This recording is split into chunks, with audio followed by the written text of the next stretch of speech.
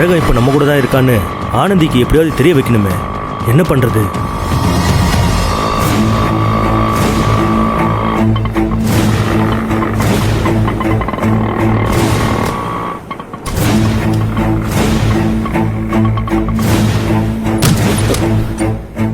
என்னாச்சு? என்னன்னு தெரியல தம்பி, திடீர்னு நின்னுச்சு. என்னப்பா அப்படி பாக்குற? நம்பிக்கை இல்லையா? பஸ்ஸுக்கு டைம் ஆயிடுச்சுங்க, சீக்கிரம் போய் என்னன்னு பாருங்க. சரிப்பா, இதோ போய் பாத்துறேன்.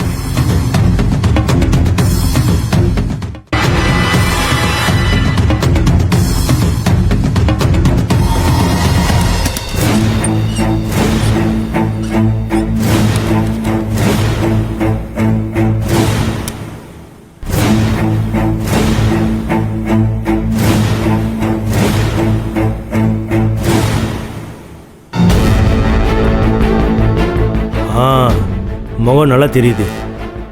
முதல்ல இதை ஆனந்திக்கு அனுப்பிடுவோம். போயிடுச்சு. ஆனந்திக்கு போனை போட்டு சொல்லிட வேண்டியதுதான்.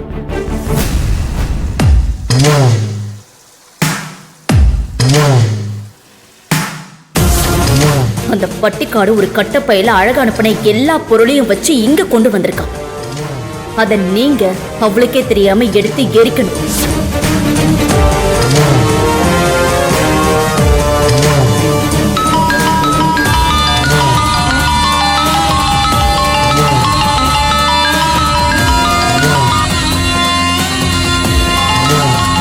கரும்பு முடிச்சப்போ கரெக்டா இந்த நேரம் பார்த்தடிக்க.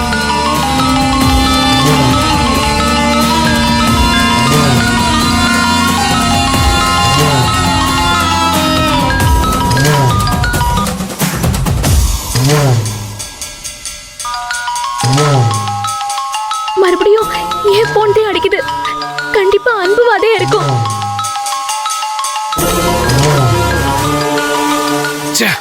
இந்த கருணாகன் தான் அங்கேயே சுத்தி சுத்தி வந்துட்டு இருக்கானே. இப்ப எப்படி ஆனந்தியை எடுக்கிறது? போன் எடு ஆனந்தி. அண்ணா என்னண்ணே ஆச்சு? இன்னும் எவ்வளவு நேரம் ஆகும்? முடிய போகுது தம்பி, சின்ன பிரச்சனை தான், இதோ முடிச்சிடுறேன். சீக்கிரம் பாருங்கண்ணே. ஐயோ, போன் அடிச்சுட்டே இருக்கு சௌந்தர்யா. நான் போய் கருணாகரன் சார் கிட்ட பேசி பாக்குறேன். இது அந்த ஆள் கிட்டயா? நீ வா, நாம போய் பேசி பார்க்கலாம்.